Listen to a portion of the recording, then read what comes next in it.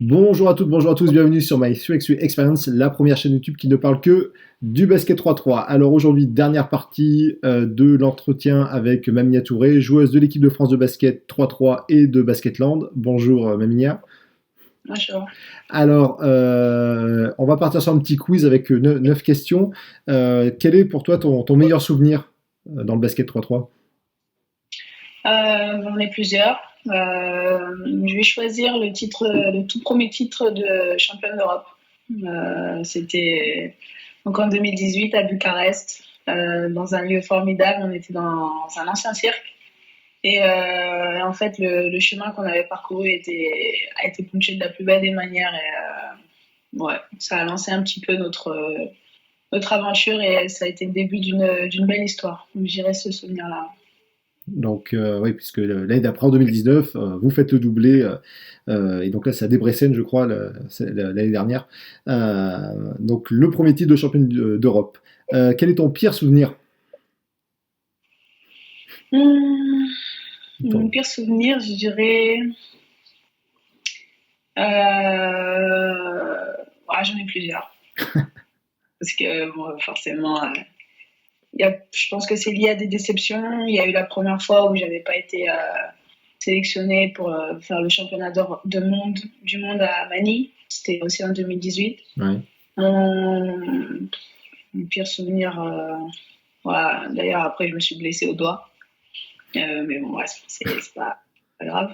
Ouais, après, je dirais la défaite en demi-finale au championnat du monde en 2019. Contre la Hongrie, c'est Ouais. ça? Ok.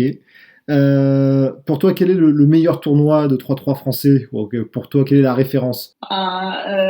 J'aime bien l'Urban PB, donc le tournoi de Poitiers.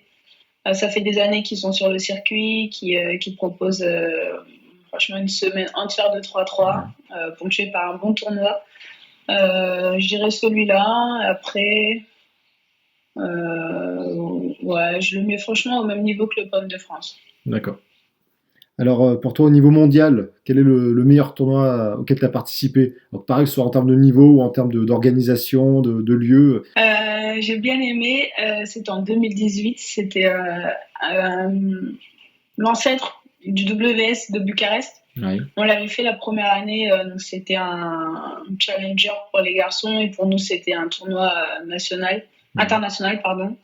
On l'avait fait dans un centre commercial, on était à côté du magasin Vans par exemple. En fait, c'est comme si on était à La Ouais. Pardieu, le centre commercial de Lyon. Ouais.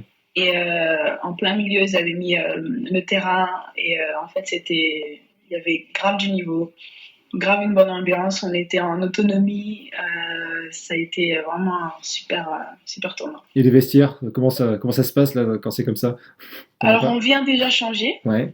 Il y a un petit côté lounge quand même où les joueurs et joueuses peuvent se changer, peuvent s'hydrater, se reposer. Ouais. Et autrement, tout ce qui est échauffement, je me souviens qu'on le faisait dans l'allée du centre commercial. Donc c'est assez D'accord. atypique, mais c'était un bon souvenir. Donc, l'avantage de se faire éliminer, c'est qu'on peut faire du shopping derrière. Ouais, on va dire ça. Mais on a gagné jusqu'au bout, donc on n'a pas eu cet avantage, on va dire. Pas de shopping. Pour toi, quelle est la meilleure joueuse que tu as rencontrée, que tu as affrontée? Hum, euh, Moi, je pense que c'est une Australienne. Ouais. Rebecca Cole, elle est pas mal. Maddie Garrick aussi. Et une Canadienne, Catherine Plouffe. Elles ont fait vraiment, je parle des Canadiennes, Hum. elles ont commencé en partant de presque rien à vraiment une ascension fulgurante et franchement, c'était agréable en fait à les voir jouer et c'est à l'image du 3-3 en fait ce qu'elles ont fait. C'est-à-dire elles se sont bien développées, elles ont véhiculé une très bonne éthique et un bon état d'esprit et voilà. C'était vraiment dur en plus de jouer contre elles. Alors, ça va peut-être répondre à l'autre question. Alors, pour toi, quelle est la meilleure équipe que tu as affrontée?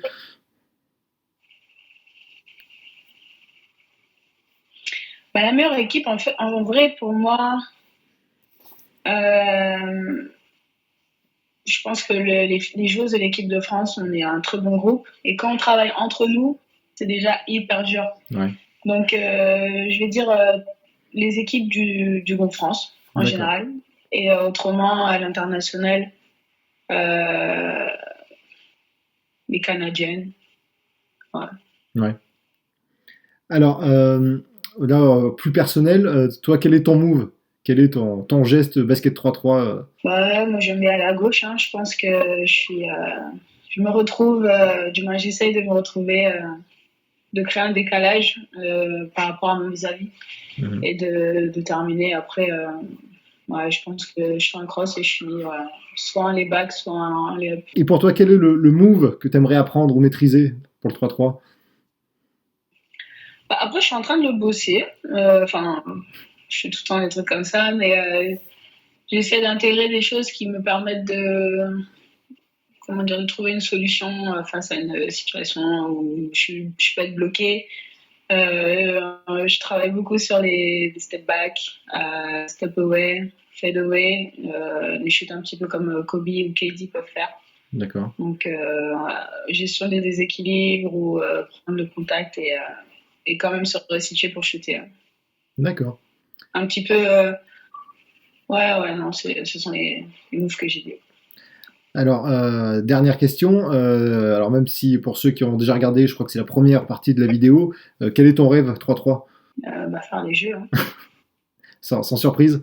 J'espère pour toi que tu pourras y participer, alors soit cette année à Tokyo, voire l'année prochaine si c'est repoussé. Et après, ben, le rêve peut-être à Paris en 2024. En tout cas, merci de m'avoir reçu en direct chez toi.